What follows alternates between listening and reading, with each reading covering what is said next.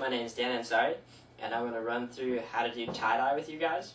I'm not going to cover any patterns because there's plenty of that on YouTube and all over the internet, but I'm going to run through different steps you can take on how to keep your tie-dye fresh and prevent it from bleeding colors and make the colors that go on more vibrant and strong.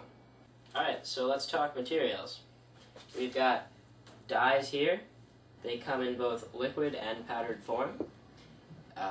It's a matter of preference, although many people seem to feel powdered dyes give you more control. Both the Tulip and the Rit dye companies are both very popular and very good dyes. Squirt bottles. These are very important for being able to directly apply the dye. A method of tying, you can either use rubber bands for simple designs or twine or string for complex ones. Soda ash or sodium carbonate. A bucket, and a plastic bag. So first step is you're going to choose whatever piece of apparel you're going to tie-dye. It should be 100% cotton.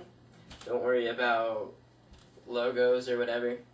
It's fine, it won't affect it. Just make sure it's 100% cotton, because as you can see here, the sweatshirt was 50% acrylic, and it should have come out jet black, but it came out gray because the dye sat so poorly. All the clothes you should use should be crisp and clean, fresh washed. Any dirt will affect the dye. So second step is you're going to create a hot water bath with sodium carbonate. It's more commonly known as soda ash. It's used as a water softener, and it makes the dye more reactive with the shirt, so the colors will be more vibrant and they'll set easier. Soda ash can be bought very inexpensively at most hardware stores and even some grocery stores.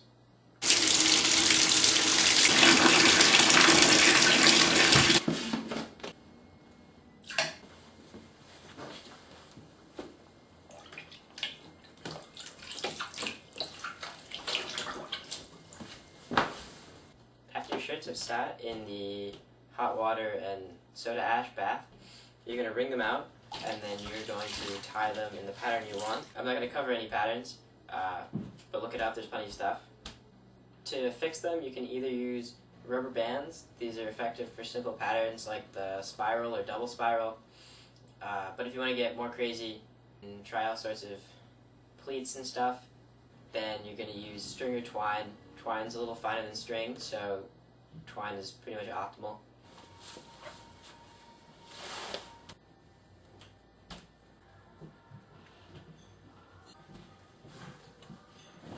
So then, to mix the dye, you're going to take hot water. The hotter the better.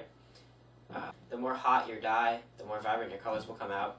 You're going to pour the hot water into each of your squirt bottles, and then you're going to even put in a little bit of soda ash if you're really determined to get your colors to stick. Make sure you only use a little.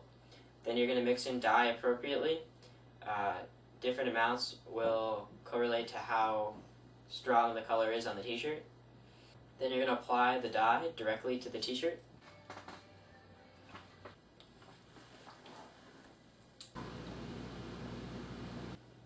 You're going to allow excess dye to drip off the t-shirt, and then you're going to put it in a plastic bag, or some people use drying racks.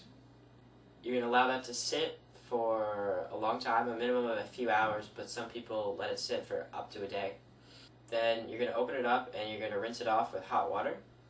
If you're really determined to make sure that your dye stays and fixes properly, then you're going to let it soak in another hot water bath with dye fixative in it. I don't have any with me, but it looks like this. It's available on most dyeing companies' websites. After it's sat in the dye fixative solution, you're going to rinse it off again, and then you're going to let it dry. Finally, you're going to iron it, and then it'll be good to wear. I would be very careful when you wash it. Don't wash it with any other clothes you care about, as the dyes can still bleed. Some people even hand wash their tie-dye shirts the first few times. So a lot of people are doing tie-dye on a budget and they want to do it cheaply. My recommendations for bare-bone tie-dye is you can skip the fixative, but absolutely keep the soda ash. It's super cheap. It's only a couple of dollars. And as you can see, this shirt I'm wearing here, it should have been dyed quite red, but almost all of the red went out in the wash because no soda ash was used on it. And as you can see, this shirt I'm wearing now, soda ash was used, and this one as well. And you can see how much brighter the colors are, and they'll last a lot longer.